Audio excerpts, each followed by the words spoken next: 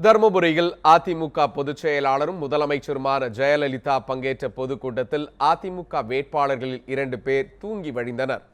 தர்மபுரியில் அதிமுக சார்பில் நடைபெற்ற பிரம்மாண்ட பொதுக்கூட்டத்தில் தர்மபுரி மற்றும் கிருஷ்ணகிரி மாவட்டங்களில் உள்ள 11 தொகுதிகளைச் சேர்ந்த வேட்பாளர்களுக்கு ஜெயலலிதா ஆதரவு திரட்டினார்.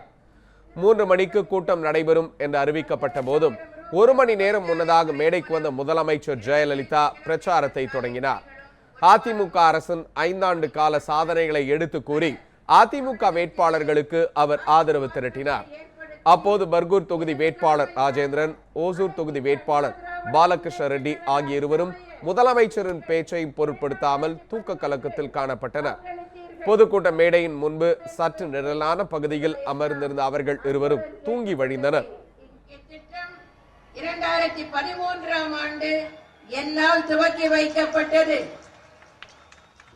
குடிநீர் தேவை நிறைவேற்றப்பட்டுள்ளதோடு புளோரோசிஸ் பாதிப்பிலிருந்தும் மக்கள் காப்பாற்றப்பட்டுள்ளனர். இது திமுகவால் நிறைவேற்றப்பட்ட திட்டம். 96 பணிகள் நிறைவேற்றப்பட்டுள்ளன. இந்நிலையில் பொதுக்கூட்டம் முடிந்த பின்னர் சுமார் 2 மணி நேரம் தேசிய நெடுஞ்சாலையில் கடும் போக்குவரத்து நெரிசல் ஏற்பட்டது. ஒரே நேரத்தில் அனைத்து வாகனங்களும் புறப்பட முயன்றதால் சிக்கல் ஏற்பட்டது.